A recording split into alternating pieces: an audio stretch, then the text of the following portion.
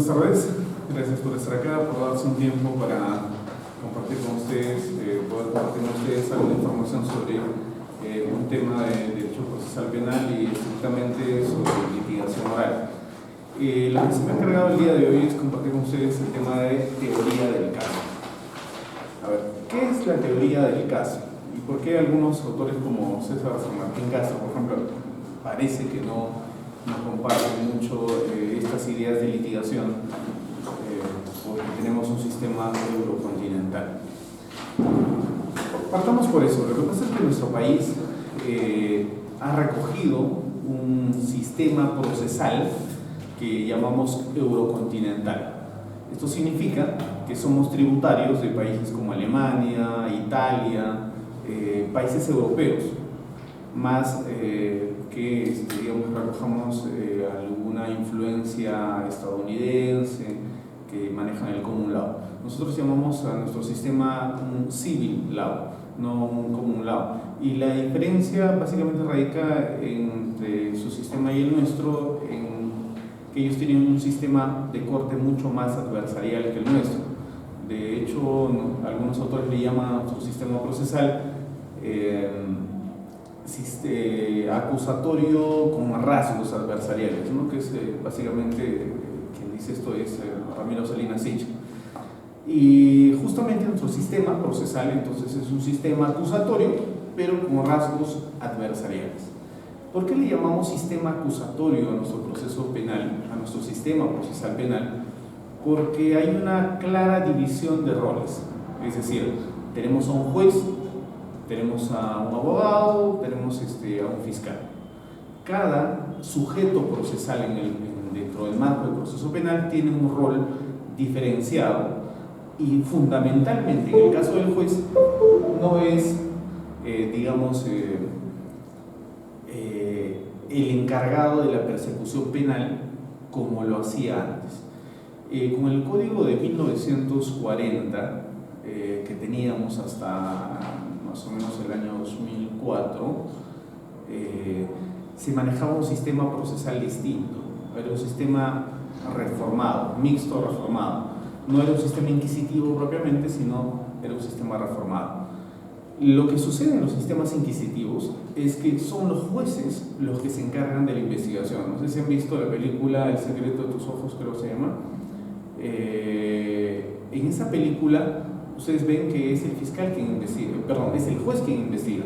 Eso ocurría en nuestro país hasta hace poco. De hecho, hay algunos casos que todavía no se han terminado de procesar y también se sigue investigando de esa forma. Son los jueces quienes, llamados instructores, se encargaban de la persecución penal. Luego que el fiscal formalizaba su denuncia, que es como le llaman, era el juez el encargado de hacer el auto operatorio de instrucción y a partir del auto operatorio de instrucción se encargaba de investigar el caso. Había una acusación, lo que llaman formal, y literalmente era formal, porque en realidad era el juez quien investigaba, ¿no? Le tomaba la declaración del investigado, hacía actos de investigación, levantamiento, inspección en el lugar de los hechos, etc. Entonces, nuestro sistema ha cambiado. Nuestro sistema es un sistema acusatorio con rasgos adversariales. Como les digo, porque ha variado a diferencia del sistema anterior, porque el juez ya no es quien investiga, sino el juez es un tercero imparcial que se encarga básicamente de organizar los roles de los sujetos procesales. En este nuevo sistema procesal, por eso es que a la juez de investigación preparatoria le llaman juez de investigación preparatoria y no como en Chile, por ejemplo, juez de garantías, porque no se encarga solamente de brindar, de garantizar o de buscar que se garantice los derechos fundamentales del imputado, del investigado, sino porque articula los pedidos de ambos sujetos procesales. La Fiscalía pide allanamiento, pide levantamiento secreto de las comunicaciones y el juez es quien organiza, coordina estas solicitudes que ellos dan. Entonces, no es propiamente un juez de garantías, que solamente se ocupe de evaluar si al investigado se le está garantizando sus derechos, sino articula los pedidos que ambos sujetos procesales realizan durante la investigación. Entonces, en el marco de este sistema, de este nuevo sistema procesal que tenemos, acusatorio con rasgos adversariales, es que surge la necesidad de tener algunas herramientas metodológicas para llevar los casos. Esto es la teoría del caso. Es una herramienta metodológica que nos permite estudiar los casos. Si no supiéramos teoría del caso, probablemente como un ciego a tientas intentaríamos defender un caso o llevar a juicio un caso si fuéramos fiscalía. Entonces la teoría del caso lo que permite es, como herramienta, es un instrumento que nos permite analizar el caso y no solamente eso, sino estructurar un caso. Y es así que llevamos a juicio un caso a partir de la teoría del caso. Entonces, ¿qué es la teoría del caso? La realidad es...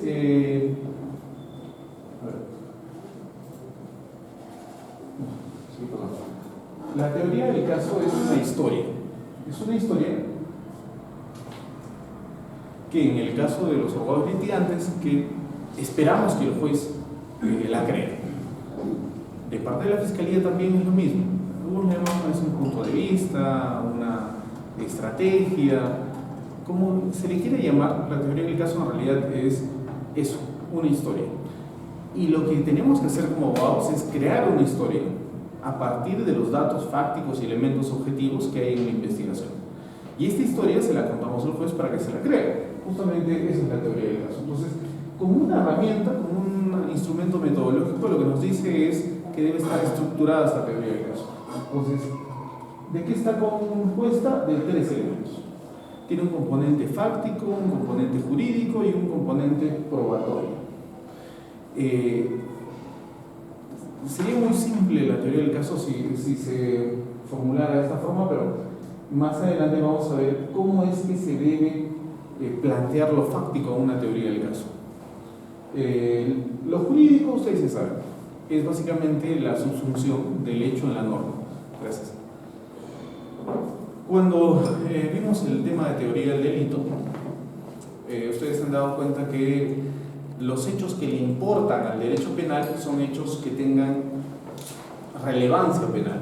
Y para que un hecho tenga relevancia penal, debe encuadrarse en una norma que sanciona ese comportamiento como delito. Para que un hecho le importe al derecho penal, en otras palabras, tiene que estar en el Código Penal.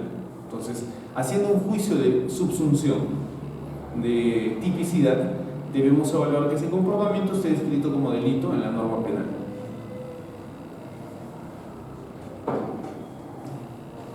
Lo que estamos haciendo en este momento no le importa al derecho penal porque es una norma que no está escrita en el Código Penal como delito.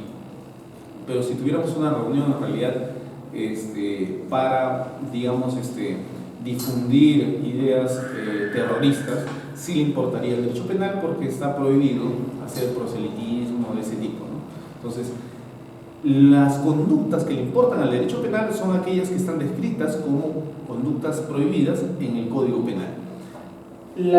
El componente jurídico de la teoría del caso es fundamental porque si no sabemos teoría del delito, no vamos a poder hacer una teoría del caso, digamos, adecuada, porque finalmente lo que se juzga son conductas relevantes para el derecho penal y en consecuencia yo debo conocer teoría del delito para saber cuándo una conducta le importa al derecho penal. Y esto no solamente respecto a la conducta sea delito, sea ilícita, sino sobre todo lo que engloba la teoría del delito: autoría y participación delictiva, tipicidad propiamente, antijudicial, culpabilidad, es decir, absolutamente todo sobre teoría del delito. Entonces, solamente cuando un comportamiento es teñido de delictivo es que podemos utilizar la teoría del delito. Porque a partir de esta teoría lo que podemos hacer es, lo que nos ayuda a la teoría del delito es justamente cuestionar o dirigir nuestra conducta procesal para lograr, digamos, los intereses de nuestro patrocinado. Si una persona viene a nosotros y nos cuenta el hecho que le ocurrió al día de ayer en esta vereda, chocó su vehículo, pues lo que nosotros tenemos inmediatamente es saber si ese comportamiento es delictivo o no, porque es a partir de este componente jurídico que nosotros vamos a saber cómo desempeñarnos durante el proceso penal. Podemos decir, bueno, Eso quiere decir que le van a pedir el secuestro conservativo de su vehículo. Entonces vamos a tener que nosotros oponernos a ese secuestro conservativo. Esto quiere decir, señor, que usted probablemente ha sido detenido, si ha sido encontrado en flagrancia. Es decir, todo el componente jurídico lo que nos permite de la teoría del delito es saber cómo actuar. Si vamos a pedir el reexamen de incautación, si hubiera un bien incautado, la teoría del delito el componente jurídico de la teoría del caso nos va a permitir saber cómo actuar en el proceso penal desde este aspecto. Ahora, la teoría del caso tiene estos tres componentes porque la narración, la relación fáctica, el aspecto fáctico que la Fiscalía plasma en sus disposiciones, como la apertura de investigación preliminar, o la formalización de investigación preparatoria o la acusación, justamente va a tener una calificación jurídica y va a tener que estar respaldada por elementos probatorios. En el proceso penal,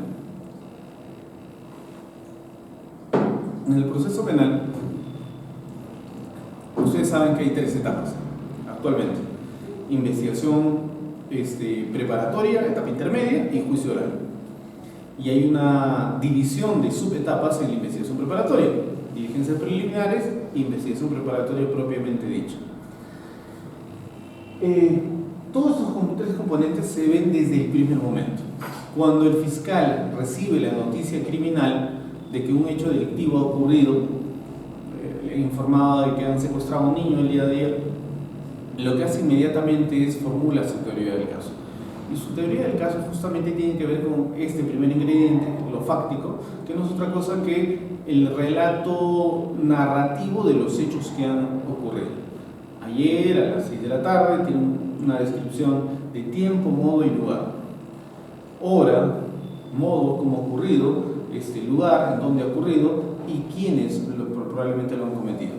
Ese hecho que el fiscal plasma en su disposición de apertura de investigación preliminar en las diligencias preliminares ya tiene también un encuadramiento en un tipo penal. Puede ser secuestro, puede ser hay otra figura cuando es uno de los familiares que se lleva al menor, puede ser cualquier tipo penal que encuadre ese hecho y tiene un respaldo probatorio. A nivel de investigación todavía no podemos hablar de prueba porque la prueba se realiza recién en juicio. Es decir, si viene un testigo a la fiscalía a declarar que él estuvo presente al momento en el que ese menor fue raptado por una persona, esa declaración testimonial que brinda esta persona es solamente un elemento de convicción. Y un elemento de convicción no es otra cosa que una información que se le brinda a la fiscalía para que se forme convicción sobre un hecho determinado. Entonces, ese elemento de convicción todavía no es prueba porque va a ser ofrecido ese elemento de convicción a nivel de acusación como un medio probatorio y finalmente se va a actuar en juicio. Solo cuando se actúa en juicio, cuando esa persona que iba a declarar a la fiscalía va a juicio y declara, estamos hablando de una prueba rendida en ese caso. Entonces es importante también conocer que dentro de toda la estructura del proceso penal hay tres etapas. En esas tres etapas solamente se puede hablar de elementos de convicción y no de prueba propiamente, o de elementos probatorios si se quiere, pero no de prueba. Y hay que distinguir también lo que es prueba, entendida como la realización de ese elemento probatorio en juicio, su actuación, y hay que distinguirlo de medio probatorio y de fuente de prueba. La fuente de prueba es de donde nace esa información. Por ejemplo, en un testigo es una fuente de prueba personal. Lo que declara, el testimonio que brinda, justamente permite esclarecer los hechos y esa persona es justamente la fuente de prueba porque de ahí nace la información. Pueden ser fuentes de pruebas documentales, personales, etc. Ahora, el medio de prueba es el mecanismo mediante el cual se introduce esa información a juicio. El medio de prueba es entonces lo que denominamos testimonial, documental. Esos son los medios de prueba, es decir, el mecanismo que el derecho reconoce a través del cual esa información contenida en una fuente de prueba se traslada al proceso. Entonces, y prueba es la rendición, la realización de ese medio de prueba en juicio, ¿ya? Entonces es necesario conocer estos elementos porque justamente vamos a hablar acerca de estos aspectos de la teoría del caso. Bien. Ahora, respecto al primer componente, respecto al tema fáctico, hay hechos principales, como dice Miguel Tarufo, y hechos secundarios. Los hechos principales son justamente aquellos hechos referidos al elemento normativo del tipo. Es decir, si yo hablo de hurto, por ejemplo, entonces vamos a hablar sobre una sustracción de un bien ajeno. ¿Qué quiere decir eso? Ajenidad del bien como elemento típico, apoderamiento, sustracción de ese bien como otro elemento. Entonces, todos estos elementos normativos descritos en la realidad son los hechos principales.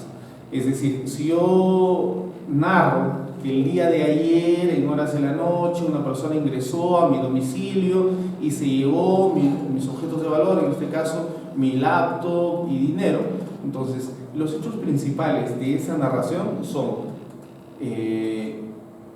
se apoderó, cogió mis bienes, mi laptop, mi dinero, se los llevó, porque eso es la acción de sustracción o apoderamiento, y los alejó de mi esfera patrimonial.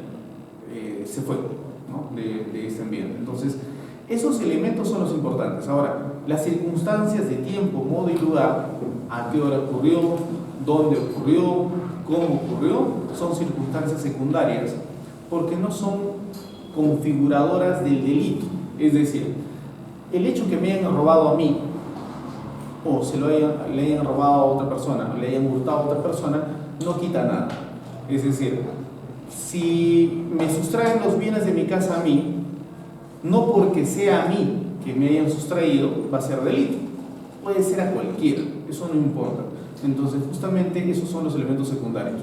Puede haber sido a Juan, a Pedro, puede haber sido 100 soles, 1000 soles, 2000 soles, bueno, siempre que sea más de la remuneración mínima vital, lo que determina la comisión del delito. Es decir, no importa que sea un billete o sea una moneda, no importa que sea un lunes o un viernes, esos son hechos secundarios, son hechos que en realidad al derecho penal no le importan para la configuración del delito.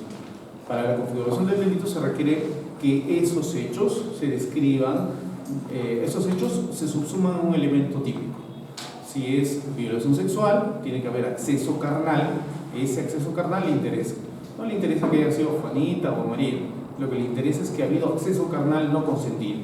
Entonces, esos son los hechos principales. Los hechos secundarios en realidad son todo lo que circunda, todo aquello que rodea el hecho principal.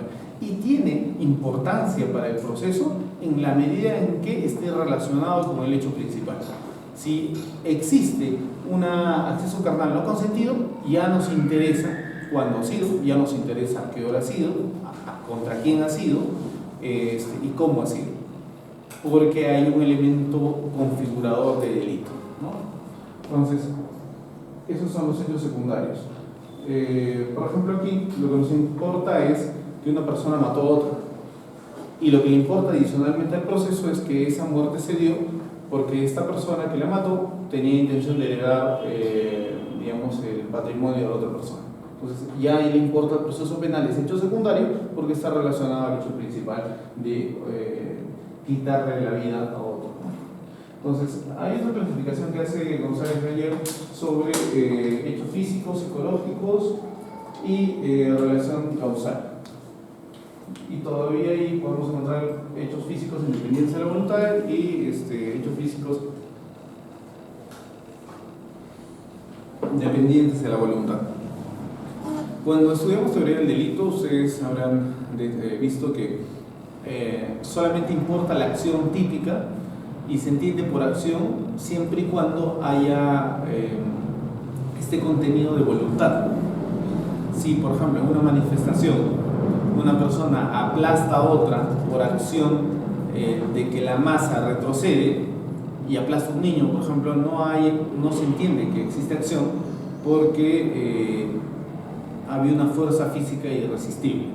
Ustedes, cuando hemos estudiado la conducta, la acción propiamente como tal en derecho penal, han visto que la acción, para importarle al derecho penal, tiene que ser una acción que sea voluntaria.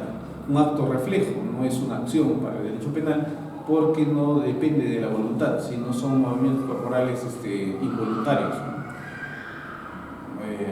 Arrancar, golpear por algún estímulo, etc., son acciones involuntarias. Las acciones dependientes de la voluntad son acciones que pueden ser intencionales o no intencionales y que en derecho penal nosotros no conocemos como dolosas o culposas, ¿no? También hay omisiones intencionales y no intencionales. Estados mentales. En todo el proceso penal hay toda clase de hechos de este tipo. Se quiere demostrar, por ejemplo, en un caso de homicidio por emoción violenta, si acaso esa persona se encontraba bajo un estado de emoción violenta. Si esa persona estaba bajo ese influjo de la emoción violenta, es un estado mental que es objeto de prueba del proceso penal. Entonces, todos estos hechos físicos, voluntarios, involuntarios, estados como son mentales o acciones mentales, le interesa al proceso penal en la medida que al derecho penal, al derecho procesal penal, en la medida en que está relacionada con un hecho principal. De modo que en el proceso penal se pueden intentar probar deseos, intenciones o estados mentales, ¿no? Y relaciones de causalidad.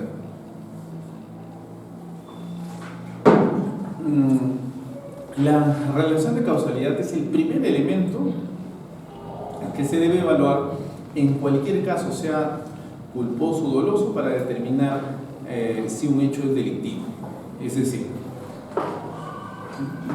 por decirlo, en el caso del descuartizamiento que está de moda, ¿qué es lo primero que tenemos que ver? Relación de causalidad. ¿En qué consiste la relación de causalidad? En si acaso el resultado, en este caso la muerte de estas dos personas, han tenido como causa la acción o el comportamiento de una determinada persona.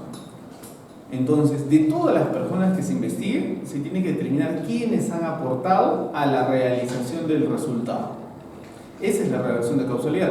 Y normalmente utilizamos la teoría de la equivalencia de condiciones para establecer la relación de causalidad. ¿Qué significa la teoría de la equivalencia de condiciones?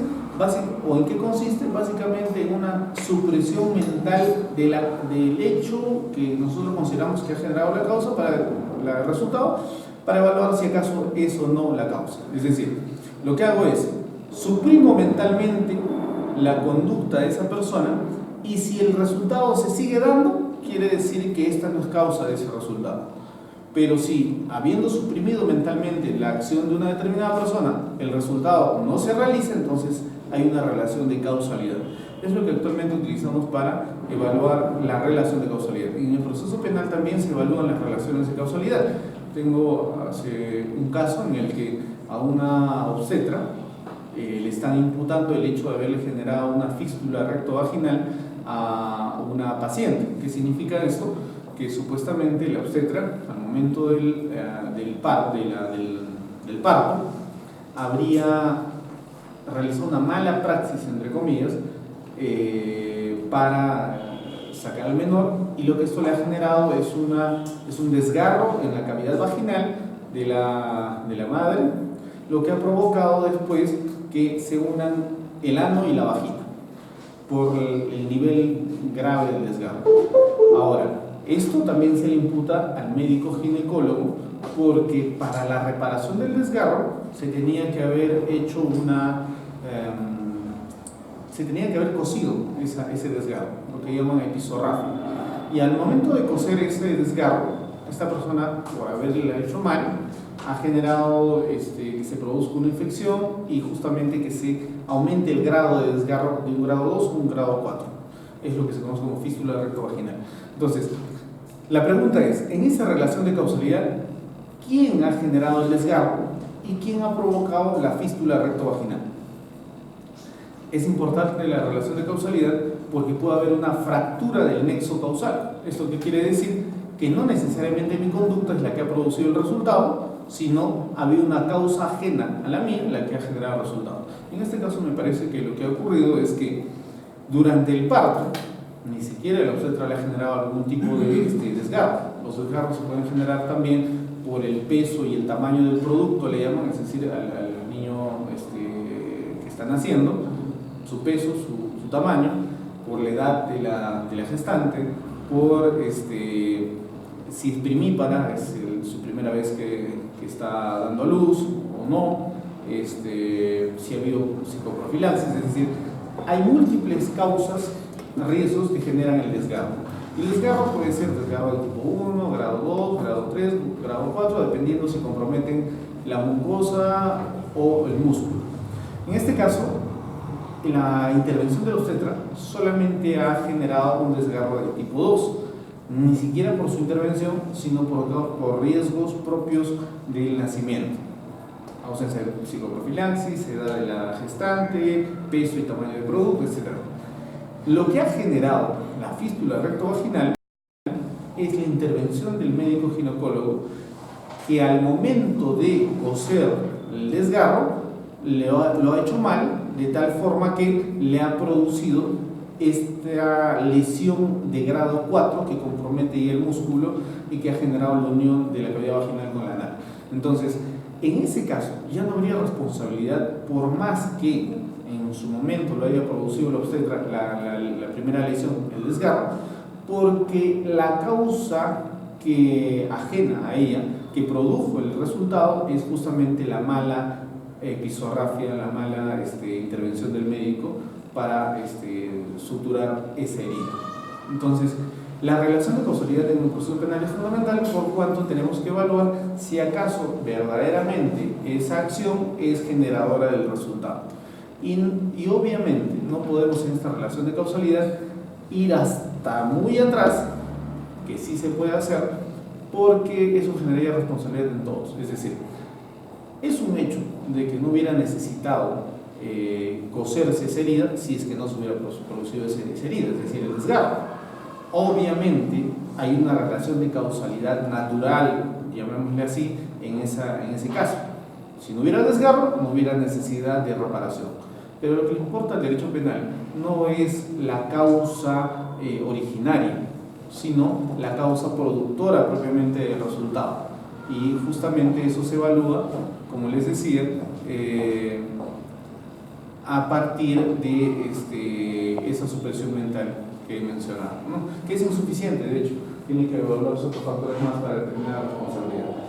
Cuando hago mención aquí al aceite de colza es porque hay un caso en España que es probablemente es el único caso probablemente en el que se ha utilizado una relación de causalidad probabilística para responsabilidad penal. O sea, en la relación de causalidad nosotros evaluamos si ese hecho, esa conducta es generadora del resultado de manera natural, de manera científica, ¿ya? Pero puede que esto no necesariamente ocurra. Por ejemplo, en este caso en particular se utilizaba un aceite de avión procesado para venderlo luego como aceite de cocina, el aceite de colza. Y entonces las personas empezaron a utilizar este aceite hasta que se evidenció luego, más o menos de la fecha de producción de este producto, que las madres gestantes daban a luz a niños con deformidades, presentaban enfermedades. Entonces la pregunta es, ¿cuál es la causa de esta situación? De las deformidades de los niños que nacían, de las personas propiamente, las enfermedades que estaban enfrentando.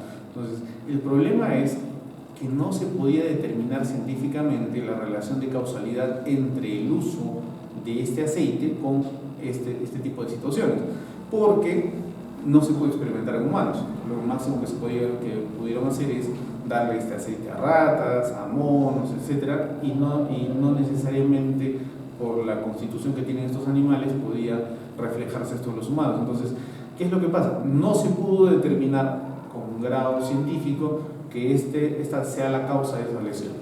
¿Esto impedía que se procesen a los empresarios y se los pueda condenar por afectación a la salud pública? No. Lo que se determinó en este caso fue que había una alta probabilidad, no había una relación de causalidad, una alta probabilidad de que esa sea la causa de esos hechos considerados como delito. Entonces, la relación de causalidad en este único caso probablemente no se ha debido a una comprobación científica, sino a un uso de probabilidad para determinar relación de causalidad. Bien, ¿qué es objeto de prueba en el proceso penal? Objeto de prueba son los hechos. Y estos hechos son el objeto del proceso penal y son el objeto de prueba en el proceso penal. Y pueden ser de dos tipos, deben tener dos características. Uno, ser relevantes jurídicamente, y dos, que puedan ser probados. Como les decía, la relevancia de un hecho depende de si ese hecho, hemos hablado de dos tipos de hechos, es un hecho principal, es decir, es un hecho configurador del delito, o es un hecho relacionado a un hecho principal. Es un hecho que tiene significado penal porque está relacionado a un hecho principal. No nos importaría a nosotros que una persona haya visto a otra cruzar la calle, porque ese hecho de ver a una persona cruzar la calle no tiene ningún significado penal. Pero si esa persona que vio cruzar a alguien vio además que esta persona luego de cruzar le sustrajo la cartera a otra persona, ya es un hecho relevante, porque es un hecho secundario relacionado a un hecho principal. Entonces, el objeto del proceso penal son la comprobación de esos hechos principales y secundarios en el proceso penal para la determinación de la responsabilidad penal. Porque, como al iniciar la ponencia les decía, ¿cuál es la finalidad del proceso penal? Bueno, ahí hay dos tendencias, ¿no? Algunos dicen que la finalidad del proceso penal es el descubrimiento de la verdad. Y sobre eso también hay dos posiciones: el descubrimiento de la verdad material y el descubrimiento de la verdad formal. Pero por sobre eso yo cojo la posición que establece que la finalidad del proceso penal es resolver un conflicto jurídico penal. Así como en el proceso civil existen conflictos jurídicos que se resuelven, en el proceso penal también hay un conflicto jurídico penal que se resuelve mediante el proceso penal. No se busca descubrir la verdad, ni la verdad material ni la verdad formal, sino resolver un conflicto jurídico penal. Entonces, son relevantes, como les dije, porque son constitutivos de un elemento del tipo o son relacionados con ese elemento principal y pueden ser probados, que puedan ser probados. Es decir, al derecho penal no le interesa, al derecho procesal penal no le interesa los hechos que tienen que ver, por ejemplo, con influencias demoníacas. Es decir, hay un caso en el que creo que son dos hijos o algo así, mataron a su madre en su propia casa. ¿Ya? Entonces, después de un ritual, etc. Al derecho penal no les interesa si lo han hecho bajo una influencia demoníaca o si lo han hecho por su culto. Lo que le importa básicamente son los hechos que tienen que ver con la muerte de esa persona y los hechos relacionados o circunstanciales a ese hecho principal. Ahora, esto es lo más importante dentro del primer componente, las proposiciones fácticas. ¿Qué son las proposiciones fácticas?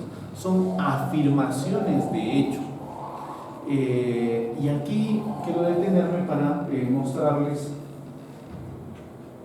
en un ejemplo cómo es que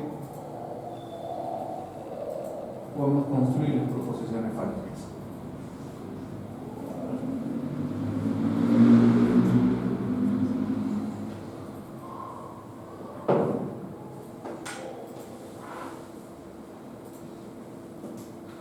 Está lleno de virus, pero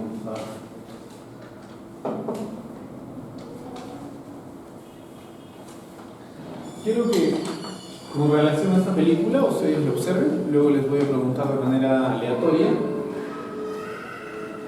por proposiciones fácticas. Quiero que me describan fácticamente el hecho principal y secundario que interesa en este hecho delictivo.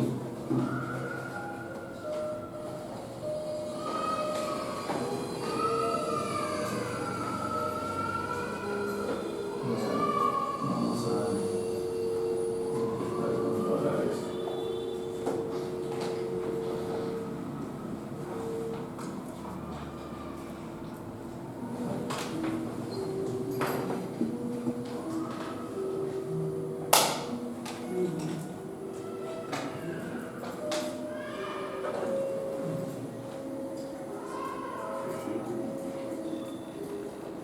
Ya, creo que ahí estoy.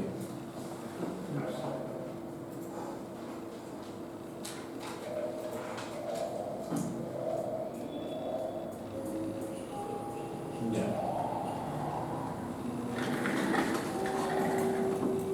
Solo las primeras escenas, por favor, hasta creo que son 10 minutos. Lo que ustedes consideren hechos secundarios y hechos principales, ¿ya? Y en forma de proposición fáctica, como afirmación de hecho.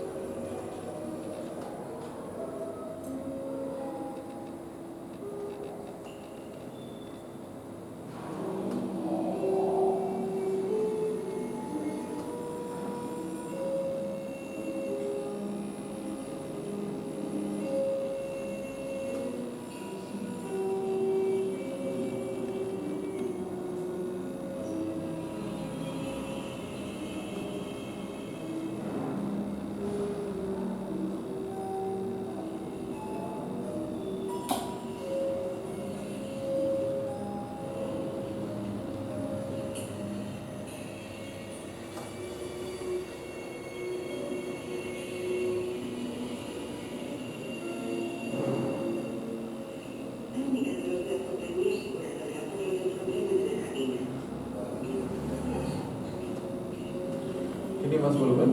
Pues todo.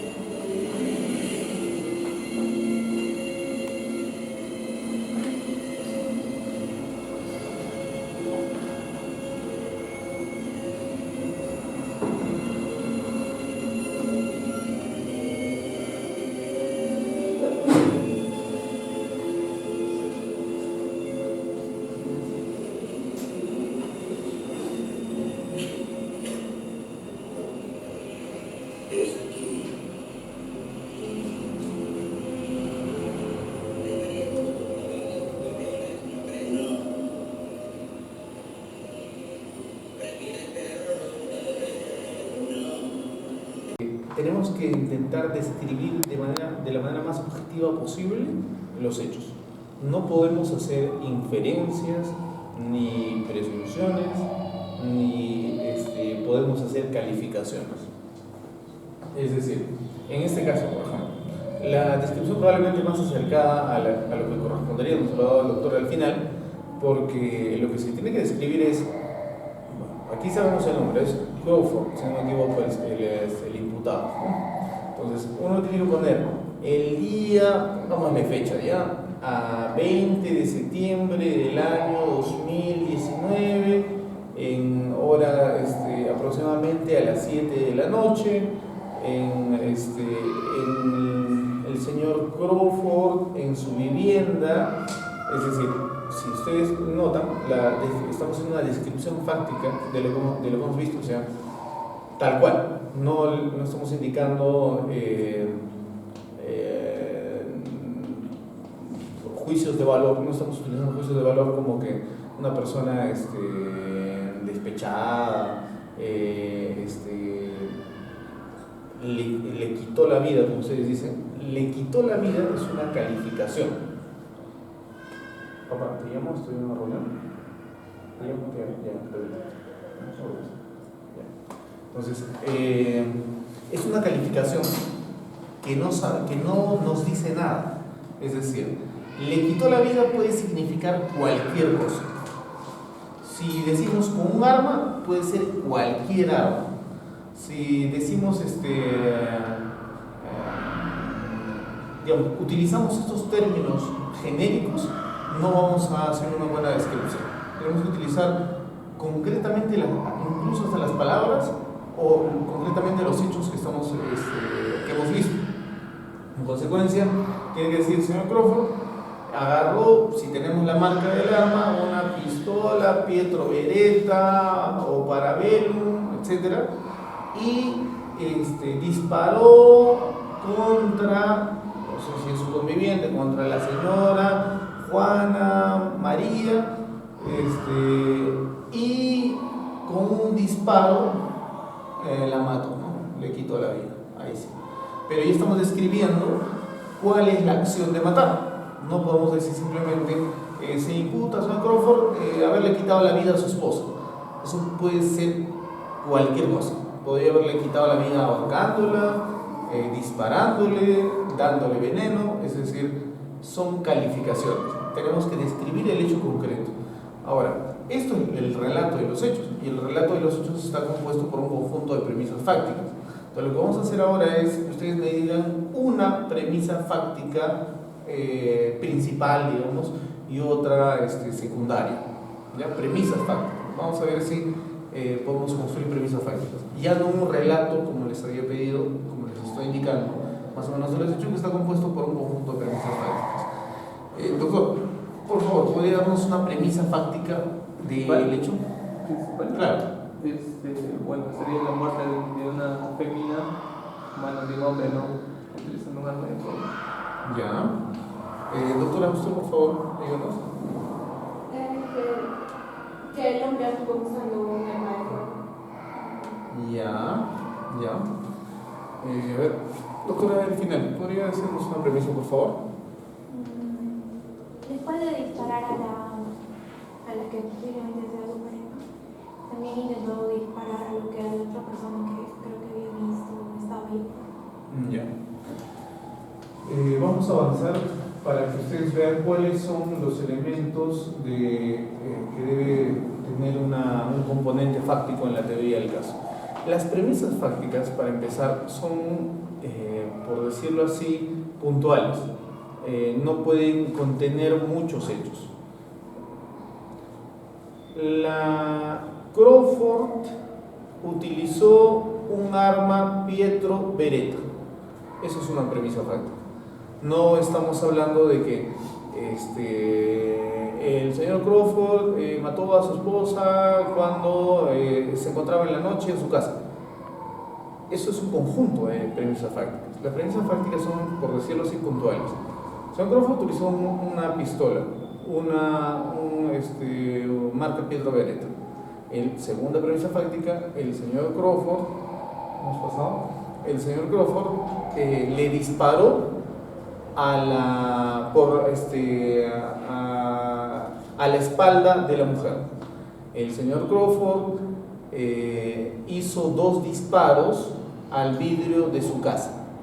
El señor Crawford estaba solo en la vivienda a esa hora. Entonces, las premisas fácticas no son un conjunto de hechos, son hechos puntuales, un hecho concreto. El relato ya contiene un conjunto de premisas fácticas. El señor Crawford, que portaba una Pietro Beretta, hizo un disparo a la espalda de la mujer. Eso ya es una descripción que contiene varias premisas fácticas. Entonces, cuando les pidan premisas fácticas o cuando construyen premisas fácticas, hagan solamente una afirmación de hecho, que de preferencia no contenga muchos o más de un hecho concreto. Si estamos hablando de que él tiene un arma, hasta ahí. No podemos decir, señor Crawford tenía un arma, le disparó a su mujer por la espalda y era la noche. En realidad, las premisas fácticas tienen que ser puntuales. Tenía un arma, fue en la noche, le disparó a la espalda. Esas son las premisas fácticas. Y de preferencia, como les dije, en realidad debe ser así, que no tengan juicios de valor, calificaciones, sino descripciones objetivas de lo que se ha visto. Y aquí vamos a...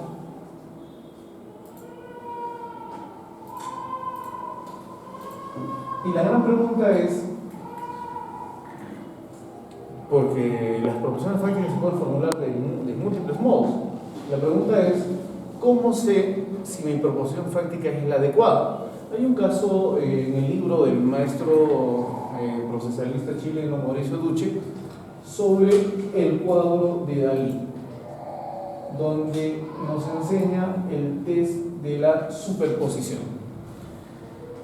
En ese caso, el hecho que nos narra el Mauricio Duche y Beitelman es que una persona va a una galería de arte a comprar una obra de Dalí. Y en esta obra de Dalí, y en esta visita de esta persona a esta tienda de arte, ocurre lo siguiente. Esta persona se acerca y le dice que le venda un cuadro de Dalí, y esta persona le dice que efectivamente se la va a vender, que tenía un cuadro original, le muestra un certificado de autenticidad e inclusive recibe una llamada en ese momento de parte de lo que sería una persona encargada de hacer exposiciones de arte, y le dice que por favor le prestara el cuadro para una exposición. Bien, el hecho concreto es que compra el cuadro de arte, se lo lleva a su casa, y cuando pretende asegurar este cuadro, que un seguro le pueda coberturar, digamos, el cuadro, el experto le dice que era una reproducción de alta calidad, pero que no era original. Entonces, esta persona lo denuncia el delito de estafa.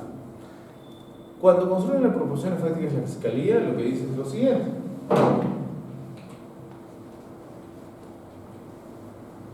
Estos son los elementos típicos de un delito de estafa. Una representación, que esa representación se haya producido por medio en la víctima, se haya dado a través de un engaño o un error, y que a consecuencia de ese engaño se haya producido una disposición patrimonial de la víctima, ¿no? Entonces, yo tengo que hacer premisas fácticas para llenar cada uno de estos elementos. ¿Qué se entiende por representación? En el hecho concreto, ¿qué se entiende por en qué consiste el engaño? Y cómo es que se dio la disposición patrimonial en cada caso concreto, en el hecho concreto. Y para el tema de la representación, la Fiscalía lo que narra es, pues, ¿no? Se imputa a la señora Martita que el día, circunstancias de tiempo, modo y lugar, ¿no? El día 20 de septiembre del año 2019, aproximadamente a las 10 de la mañana, cuando vino la señora Juana a su tienda comercial de venta de pinturas, estamos explicando ahí, narrando nada más hechos, y aquí viene el tema de la representación, ¿no? Haberle dicho que la pintura que le vendió era original, primera premisa fáctica principal.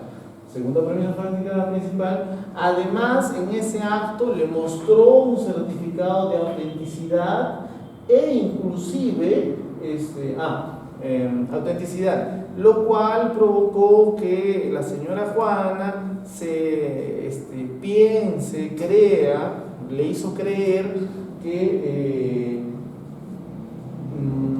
le estaba vendiendo un cuadro original, por cuanto se trata de una galería prestigiosa y que prestigiosa, ¿ya? Entonces, si esas son las premisas fácticas que nosotros utilizamos, probablemente perdamos el juicio, el caso. ¿Por qué? Porque el hecho de que sea una galería prestigiosa no necesariamente implica que solamente pueda vender cuadros originales. ¿Qué es lo que nos propone el autor en este caso? Es que hagamos un test de superposición y veamos si sería mejor hacer una premisa fáctica en el sentido de que Martita le vendió a la señora Juana el cuadro de Dalí al valor de un original. Esa sería la premisa fáctica que nos, digamos, que nos sugiere. ¿Por qué? Porque eso haría que nosotros podamos inferir que si lo ha comprado al precio de un original es porque ella creía que era un original y le habían hecho creer que era un original. Entonces, lo mismo podemos decirlo de múltiples formas.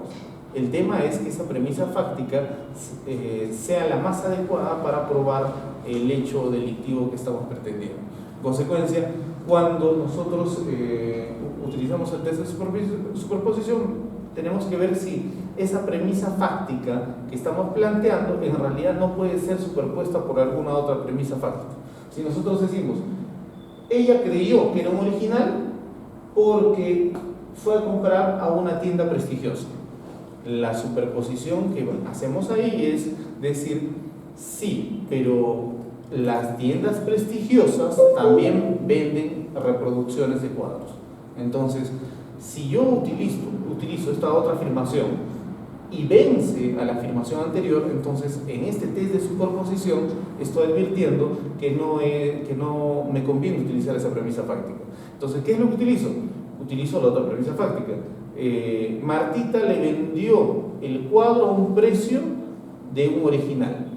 Entonces, en esa premisa fáctica ya no encuentro otra premisa fáctica que pueda superponerse a esta, que pueda decir, sí, pero bueno, no necesariamente, es que no puede un cuadro, una reproducción valer lo mismo que un original. En consecuencia, es una premisa fáctica mucho más potente, ¿no? Entonces, este es el test que nos ayuda a saber si una premisa fáctica que estamos utilizando es la mejor o no. No vamos a ahondar en el tema del elemento jurídico, que es objeto de una ponencia también sobre teoría del delito. Pero como les decía, la gran importancia de este componente es que nada nos va a guiar a saber qué proposición fáctica formular si no es el componente jurídico. Si yo no sé los elementos del tipo penal de estafa, entonces, ¿cómo podría formular una premisa fáctica? Necesito saber que hay representación, que hay un engaño o error, que hay disposición patrimonial, etc. Y sobre eso recién construir mis premisas fácticas en cada caso concreto. Entonces, es fundamental el elemento jurídico porque quien no sabe teoría del delito no puede construir proposiciones fácticas, que es el componente fáctico de la teoría del delito, de la teoría del caso. Y finalmente, y muy importante igual, es el elemento probatorio. Cada proposición fáctica tiene que estar respaldada con un elemento probatorio. Si yo digo que el señor Crawford mató a su mujer con un arma de fuego, ¿ya? Con una pistola, debo tener pues evidencia de ello. Es decir, podría tener yo la necropsia de la mujer donde se determina que la causa de muerte fue por impacto de bala. Entonces, ese es el elemento que va a acompañar a mi premisa fáctica, ¿no?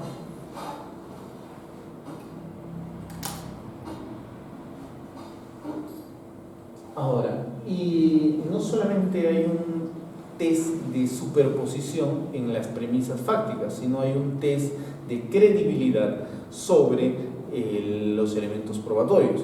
Si una persona entra a una cevichería a robar y se dirige a la cajera, le apunta con el arma, le pide el dinero de la venta del día y se va de ese lugar, la pregunta es: ¿a quiénes ofrezco como testigos?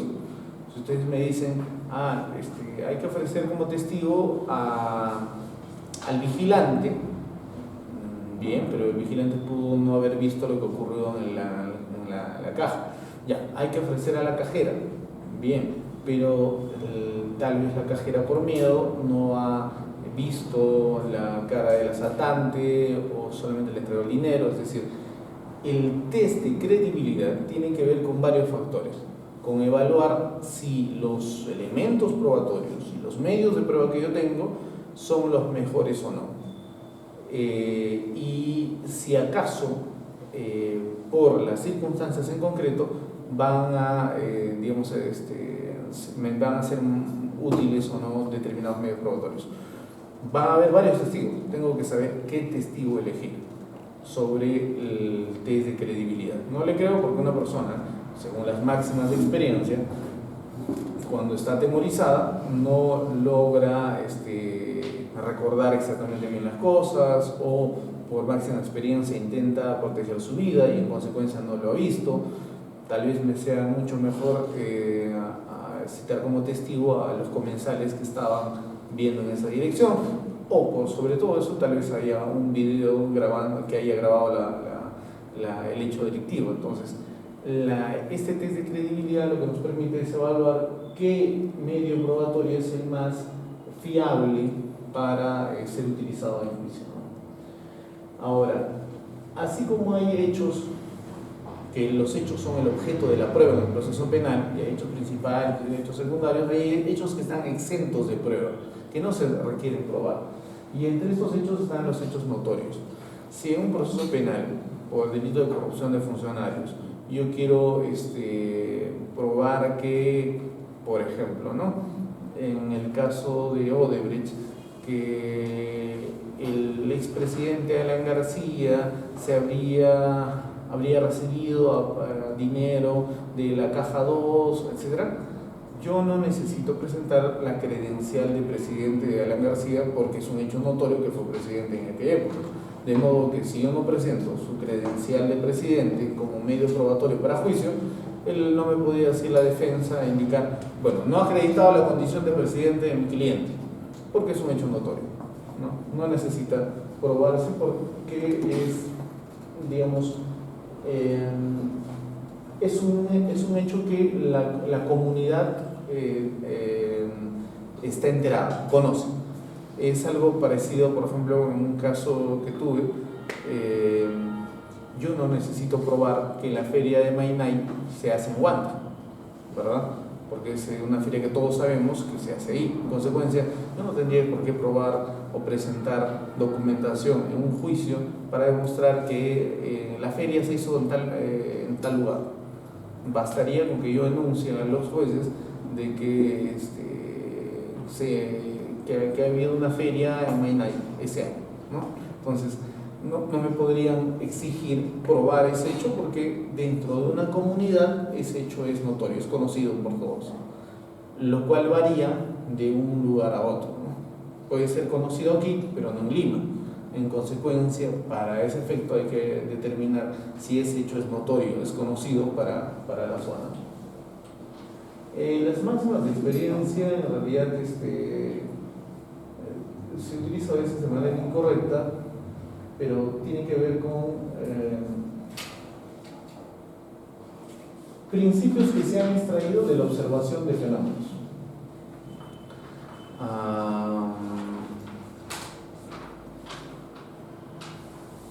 No puede confundirse la máxima experiencia con las experiencias personales.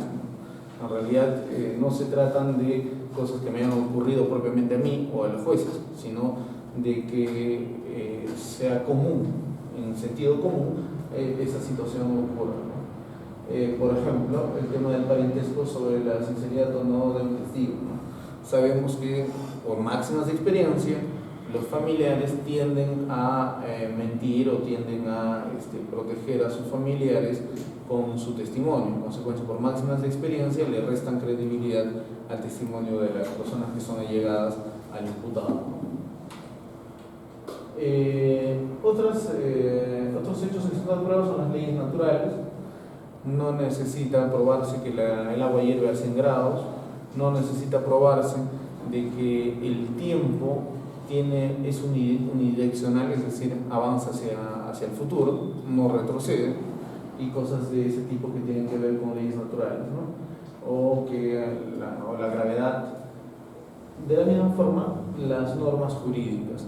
No se necesita presentar en un juicio para probar un hecho como pruebas las normas jurídicas, las leyes, inclusive las normas internas, aunque la Fiscalía Especializada en Delitos de Corrupción de Funcionarios normalmente ofrece como medios probatorios las directivas, el MOF, el ROF y otras normativas internas. En realidad son normas, y como normas no tendrían que ser objeto de prueba, ¿no? Se podrían utilizar sin necesidad de ser ofrecidas, aunque ahora se utiliza normalmente eso. Bueno, ya hemos visto el primer perfecto y aquí vamos a ver. Habíamos dicho que las premisas fácticas pueden ser múltiples y puede haber múltiples premisas fácticas para cada elemento del tipo penal. Ya. Pueden ser premisas fácticas fuertes o débiles. Hay que utilizar el test de superposición para ello. Esos son los hechos que habíamos visto, ¿no? John Crawford es un empresario de aproximadamente 72 años que está casado con Jane Crawford. Primera premisa fáctica, hecho precedente, ¿no? Segunda premisa fáctica, John conduce un auto deportivo por 2 plomos y se dirige a un apart hotel donde vio a su esposa. Tercera premisa fáctica, John de un teléfono público ubicado frente al hotel llama al departamento de policía y pregunta por el teniente Donnelly, ¿no? Quien no se encuentra en ese momento. Ingresó al hotel y ve a su esposa en la piscina con un hombre.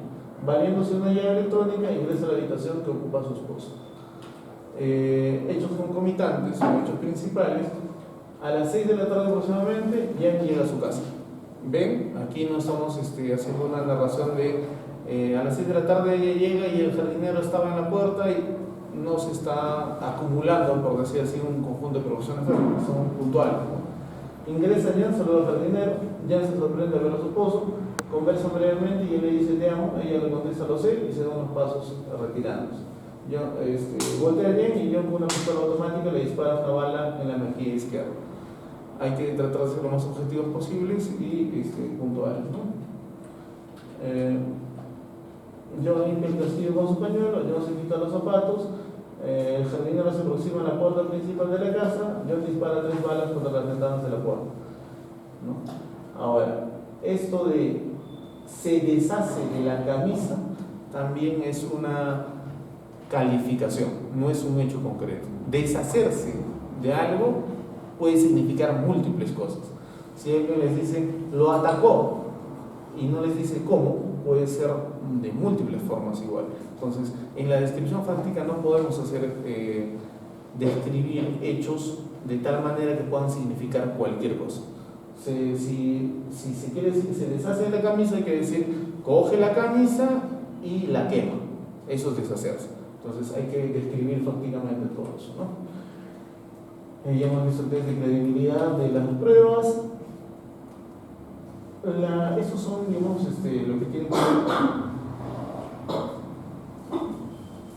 Finalmente, tener la teoría del caso.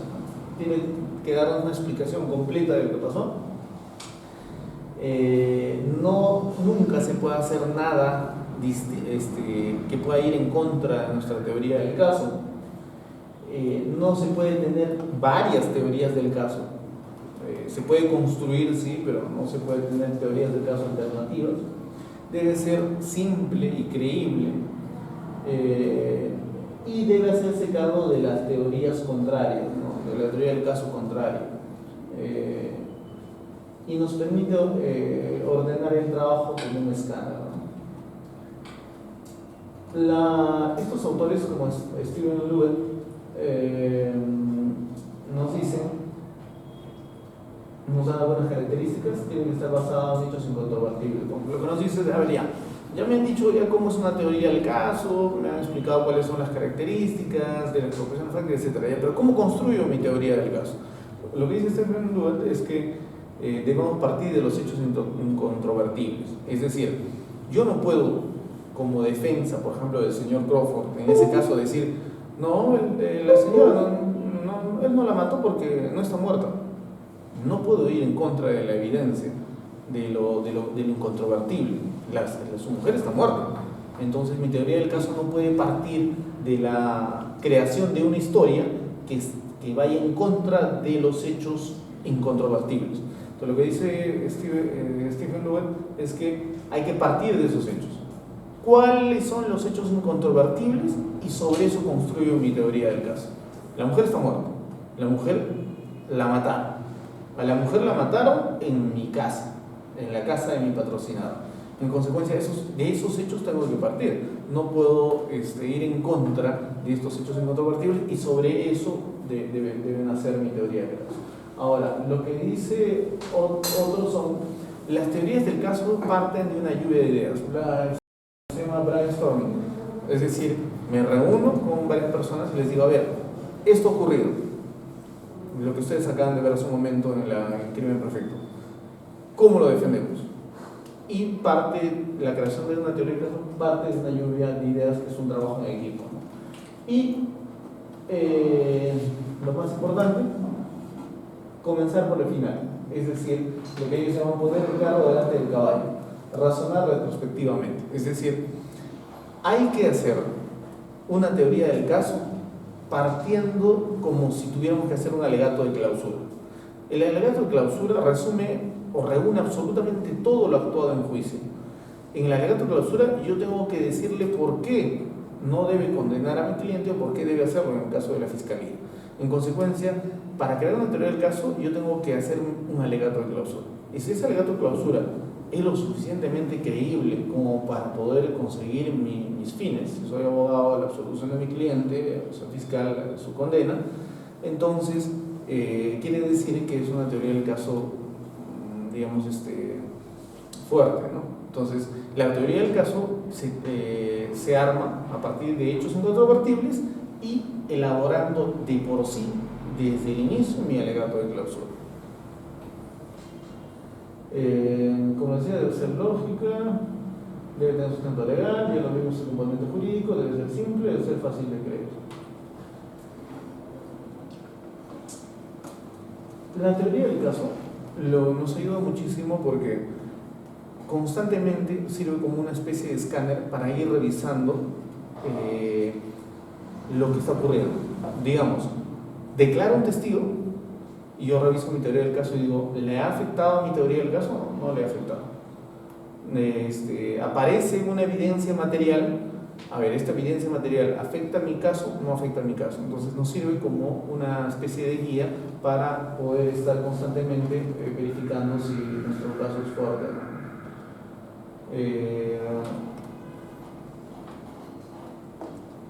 La teoría del caso nos evita inconsistencias e incongruencias porque todo nos ayuda a armonizar todo el material o elementos probatorios que podamos tener. No se orienta en interrogatorio, contrainterrogatorio.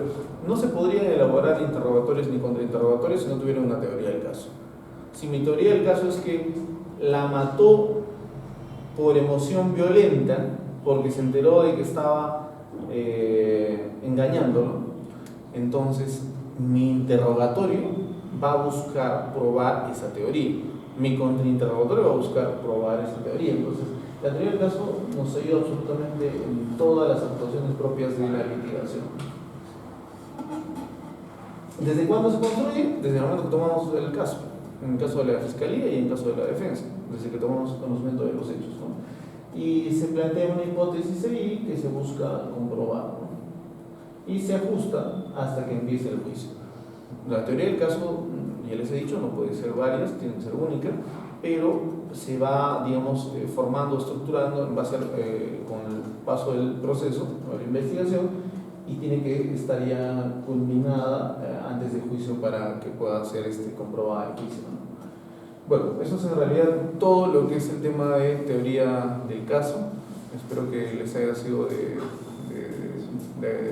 su agrado y les sirva para sus fines, ¿no? ¿Alguna pregunta que tal vez tuvieran?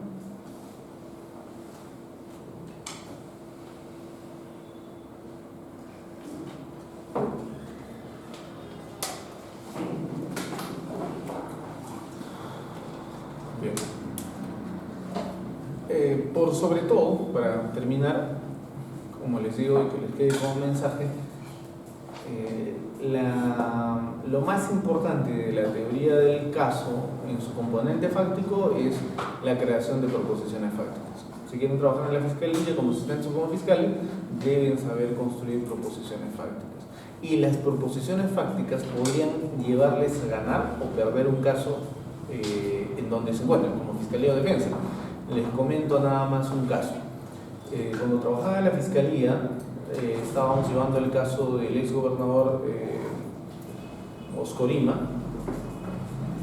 en el que la hipótesis de la fiscalía era que esta persona se había coludido con las empresas que iban a proveer de maquinaria a la gobernación regional, y en consecuencia para poderles contratar directamente había promovido a través de sus funcionarios en el Consejo Regional que se apruebe una exoneración del proceso de selección.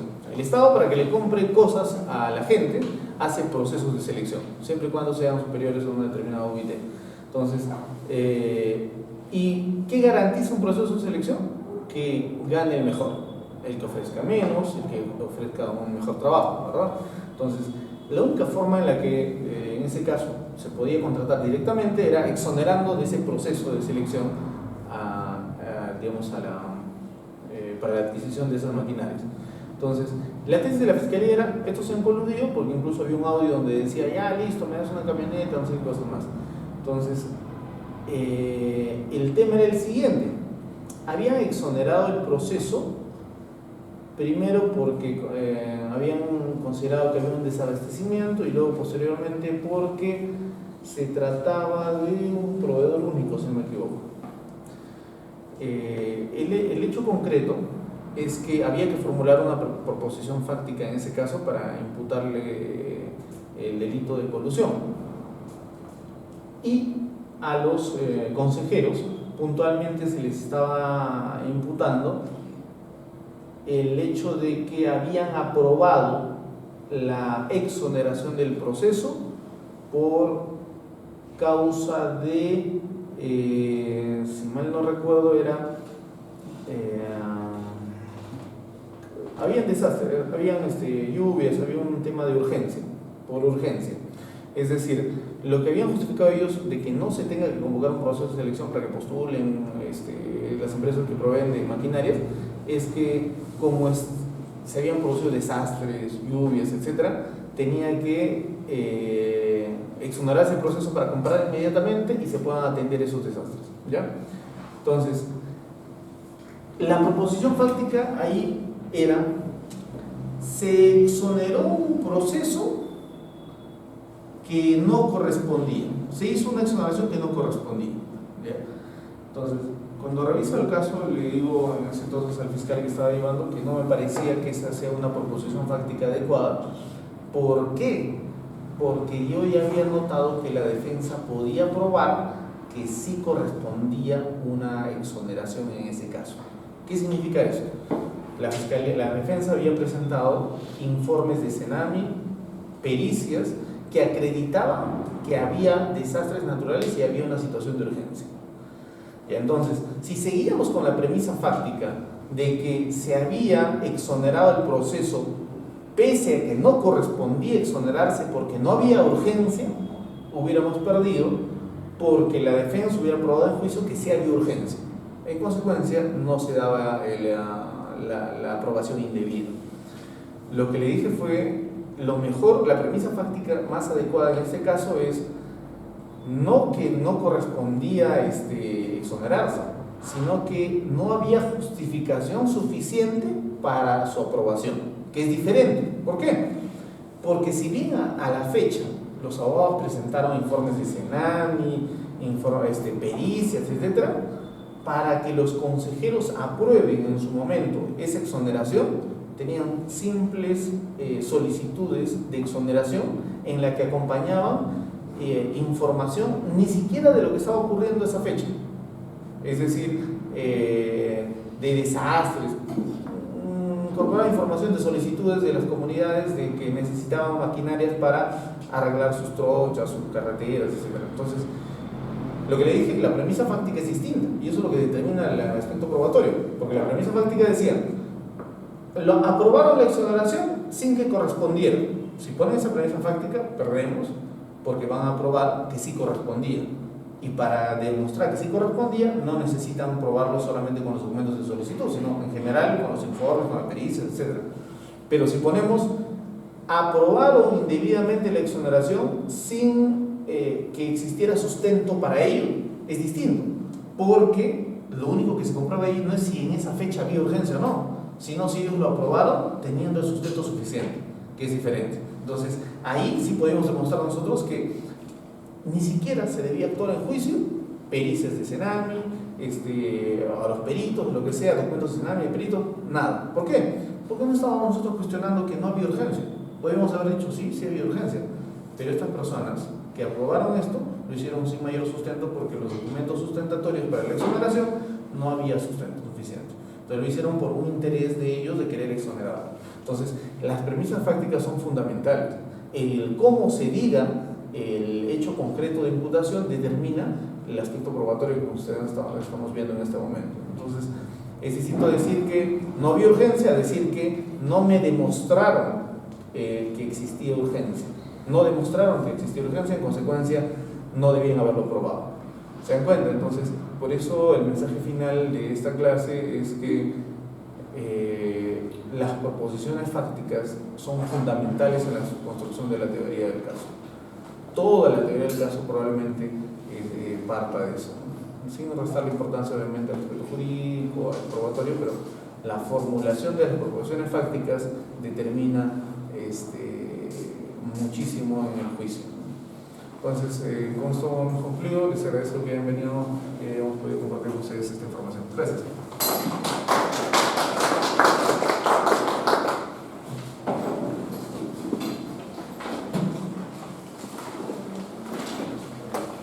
Ya me se manda. No hay problema. Ya, gracias. Gracias.